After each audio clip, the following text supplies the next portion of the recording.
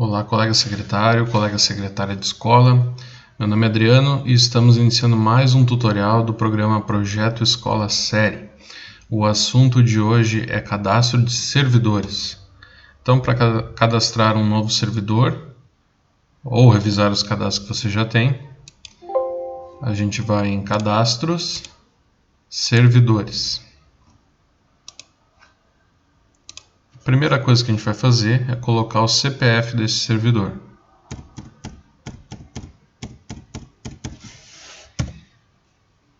Depois é só ir preenchendo os dados pessoais do servidor. Vou criar aqui o mesmo nome fictício que eu criei para o cadastro de aluno.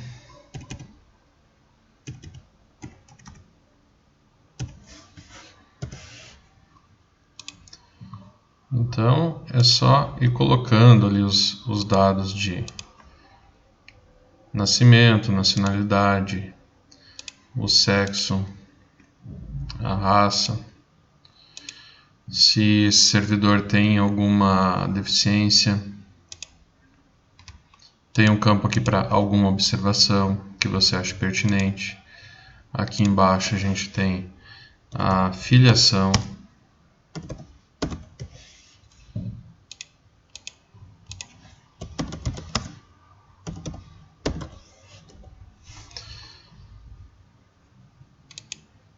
E se o servidor, for menor de idade, vamos simular aqui, a gente pode colocar os responsáveis legais por ele, Caso de algum estagiário aí que tenha 16 anos, 17, mas vamos supor que não. Então, filiação, a gente vai para a aba seguinte, vamos colocar o RG, aqui os dados da emissão desse RG. Geralmente o documento que o servidor apresenta para você na escola mais comum ter à mão ali a Carteira Nacional de Habilitação. Então, nesse caso, a gente usa o número do RG que está ali na CNH e o órgão expedidor a gente coloca DETRAN e a data de expedição a gente coloca a data de expedição que está na CNH, obviamente.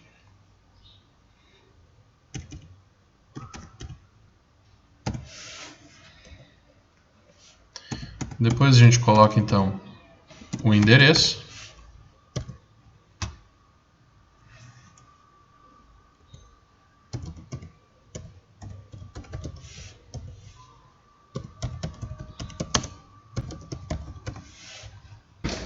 A gente coloca daí se é zona rural ou urbana.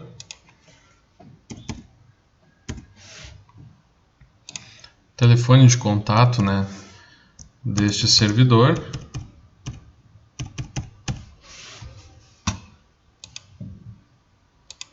E aqui a gente pode informar um e-mail.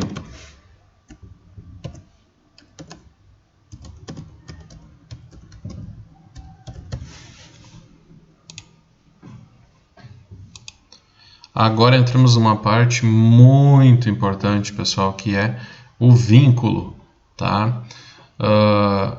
Eu vou simular um vínculo aqui e vou dar algumas dicas muito importantes. Na verdade, não são dicas, são orientações muito importantes.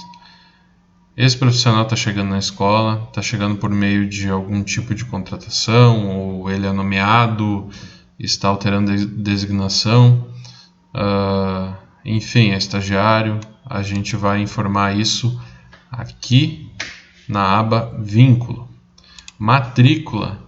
A matrícula geralmente vem do setor de departamento pessoal da prefeitura, que deve ter um sistema, enfim, tem um cadastro, e esse número de matrícula vem de lá.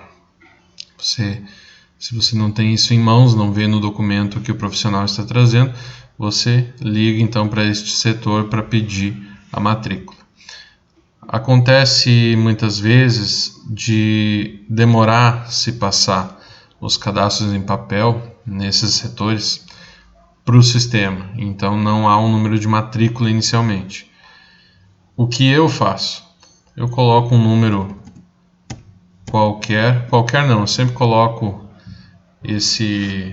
uma sequência de dígitos 9, porque daí eu já consigo identificar que este profissional ainda não tem matrícula. E anoto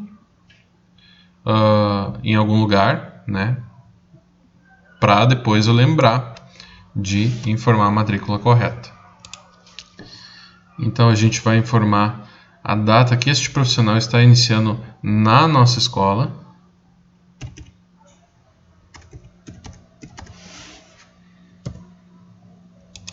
E aqui no vínculo a gente tem as opções concursado, né, para o servidor que é efetivo, convocado, que é o caso do servidor efetivo, mas que ganha uma ampliação de carga horária para estar atuando na nossa escola, contratado, que é o caso do contrato emergencial, estágio pelo CIEE ou outro tipo de estágio, e a opção outro. Vamos supor que este servidor ele é concursado. Regime de trabalho dele então é efetivo. Aqui eu vou colocar a carga horária, o turno que ele vai trabalhar ou os turnos que ele vai trabalhar, divide essa carga horária que ele está vindo. O cargo, vamos supor que esse servidor é um professor. Então o cargo dele vai ser o professor. Ele vai dar aula para anos finais, anos iniciais. Aí eu posso especificar em função, professor, séries finais. Toda prefeitura tem ali uma lotação para cada tipo de servidor, de professor. Então, aqui embaixo serve para isso, para informar esse tipo de lotação. Aqui para mim aparece as lotações, né, os centros de custo do município onde eu trabalho, onde é a minha escola. Então essa aba é isto, só que vou simular outras coisas. Digamos que ele seja convocado. Essas horas semanais eu vou colocar aqui em convocação. A convocação é algo temporário. Embora o servidor seja efetivo, ele está comigo somente com convocação, esta convocação será temporária. O resto permanece da mesma forma. Digamos que o servidor ele é efetivo comigo e recebe mais uma convocação. O que algumas pessoas fazem é o seguinte: coloca aqui que ele é concursado, que ele é efetivo, que ele tem 20 horas semanais do concurso e mais 20 horas de convocação. O que eu oriento você a fazer é desmembrar isto, tá? Porque digamos que ele começou na sua escola, em uma data, né, com o concurso. E depois, numa outra data, foi feita esta ampliação de carga horária, que a gente chama de convocação. Então aqui, a data de início, eu só vou poder colocar uma dessas datas. Então só vou estar informando um vínculo. E o momento que esse servidor deixa de ter a convocação, né, e continua com o seu concurso? Como é que eu vou fazer? Vou botar uma data de afastamento aqui? Não, se eu afastar ele aqui, eu afasto totalmente. Eu vou retirar a informação de convocação daqui? Bom, se eu fizer isso, aí eu vou perder essa informação. Depois, se eu tiver que consultar ou algum profissional que estiver na secretaria da escola depois de mim, tiver que consultar a vida funcional deste servidor, ele não vai ter essa informação, não vai saber. Então, assim, o profissional é concursado e tem convocação, eu vou criar outro vínculo para informar esta convocação.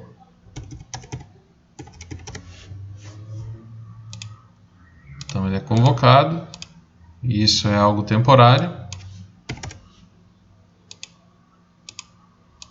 Coloco a função dele aqui. Certo? Criei um outro vínculo. Aí eu vou ter as duas informações. A partir do momento que esse profissional sai da escola, ou deixa de ter essa convocação, eu vou colocar a data de afastamento aqui, que é o último dia que ele trabalhou neste vínculo.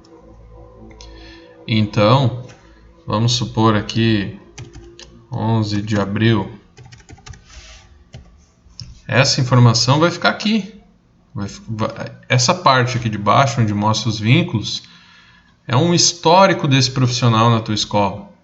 Então isso tem que ficar. Tem que ficar, vai facilitar muito o teu trabalho. Daqui a pouco esse profissional está se aposentando, alguém te liga da prefeitura perguntando o período que ele trabalhou na tua escola, qual a função que ele exerceu, se teve convocação, enfim. E se você não tem isso registrado aqui, que é muito fácil de você fazer quando você está recebendo esse profissional, você vai ter que recorrer à efetividade, a livro-ponto, e daí o trabalho é muito maior para conseguir as informações. Então, assim, vínculo é a passagem de um profissional na tua escola. Ele vai ter uma data de início, ele vai ter um tipo de vínculo e ele vai ter uma data de saída, de afastamento. E isso tem que ficar registrado. Outra coisa, um erro muito comum que acontece é o seguinte: tá, esse profissional saiu da minha escola totalmente, né? A convocação dele encerrou em abril, mas ele saiu em maio. Enfim, ele saiu da minha escola. Saiu. Mas ali eu tenho informação de que ele foi efetivo comigo, teve concurso, né? O concurso dele, ele trabalhou um determinado período e também teve uma convocação num outro determinado período. Esse é o histórico dele. E um erro muito comum que eu vejo muita gente fazendo, é o profissional retorna para a tua escola 1 ano, 2 depois, e os colegas, ao invés de criar um novo vínculo para preservar este histórico aqui, simplesmente vem num vínculo que ele já tinha. Esse profissional já trabalhou comigo no concurso e tal. Vem aqui e retira esta informação, né, de data de afastamento. Ele está ativo de novo. Esse profissional agora ele é diretor da escola. Então, uma coisa importante aqui, um parêntese, o cargo continua sendo professor, tá? Quando o profissional ele assume uma função de diretor, de coordenador, isso vai ser informado em função. O cargo dele continua sendo professor, tá? Foi o cargo para o qual ele foi nomeado, né? Para o qual ele fez concurso. Então eu venho aqui e coloco, né? Agora ele é diretor e tal, botei o vínculo dele ativo, gravei. O que vai aparecer para mim? Vai aparecer para mim que desde determinada data, desde a primeira vez que esse professor esteve na escola, ele nunca saiu da escola e ele sempre foi diretor. Vocês conseguem ver o tamanho do problema que eu estou criando ao fazer isso? Então, assim, pessoal, mais uma vez, cada vez que o profissional passar pela nossa escola, pode ser o mesmo profissional, pode ser o mesmo tipo de vínculo, mas eu tenho que criar um novo vínculo aqui para preservar este histórico deste profissional na minha escola. Então, voltou? Novo vínculo para ele, tá?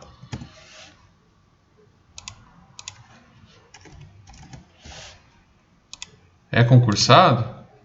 Beleza? É o mesmo tipo de vínculo? Tranquilo? Vai colocar a mesma coisa. Só que vai aparecer aqui embaixo e você não vai perder o histórico desse profissional. Certo? Entendido isso? Isso é muito importante mesmo, tá, pessoal? Agora, digamos que esse profissional é um estagiário, né, e trabalhe como auxiliar de professor. Qual é o cargo dele? O cargo dele é estagiário. A função é auxiliar de professor. Tem muita gente que confunde o cargo com a função, bota a mesma coisa nos dois. Muitas vezes, de fato, é a mesma. O cargo corresponde à função. Mas como eu estou dando esse exemplo agora, e o exemplo que eu dei antes do professor que assume cargo de direção ou coordenação, o cargo é uma coisa, a função é aquela função que ele está desempenhando na escola neste vínculo, neste momento, certo? Então, pessoal, esta parte de vínculo, espero que tenha ficado bem claro, tá? O quanto é importante, né, a gente preservar o histórico do profissional na nossa escola. Em seguida, daí temos a aba Formação. Aqui a gente vai informar o grau de instrução desse profissional que a gente está recebendo. Se ele tiver superior incompleto, vai abrir aqui, como a gente, né, a maioria dos profissionais que a gente recebe são professores, vai abrir aqui perguntando se ele fez magistério no ensino médio. Daí a gente informa se ele fez ou não. E aqui embaixo a gente acrescenta a formação dele, a graduação que ele está cursando. Então, se é um curso incompleto, a gente vai botar desde quando ele está cursando. Ele iniciou em 2015. Vou procurar o curso dele aqui nessa tabela. Pedagogia. E vou pesquisar a instituição onde ele está cursando. Feito isso, vou incluir. Agora, digamos que este profissional tem ensino superior ou melhor, ou ainda tem uma pós. Eu vou informar que tipo de pós ele tem, se é especialização, mestrado, doutorado, e a pós em quê, né? Qual o tipo de pós que ele fez? Gestão escolar, vamos supor. E aqui no curso superior, obviamente ele já concluiu, né? Então vou colocar o ano que ele concluiu o curso superior, a graduação. Da mesma forma, vou pesquisar o curso, vou pesquisar a instituição e vou incluir este curso superior. Aqui temos outros cursos, que são aqueles cursos de formação continuada, né, que o professor fez.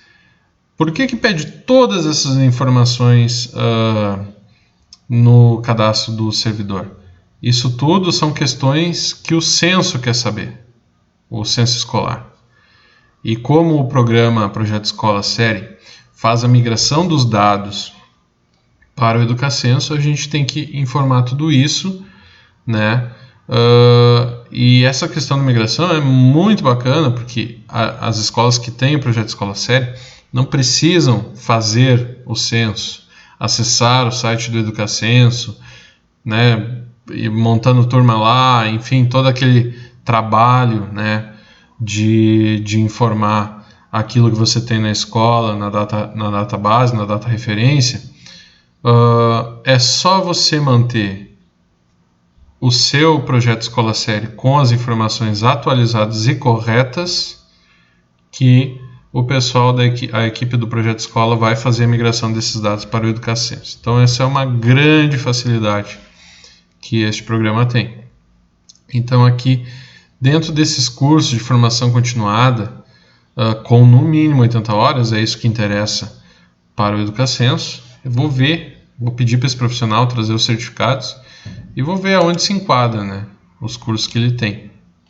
E aqui tem um espaço para informar outros também.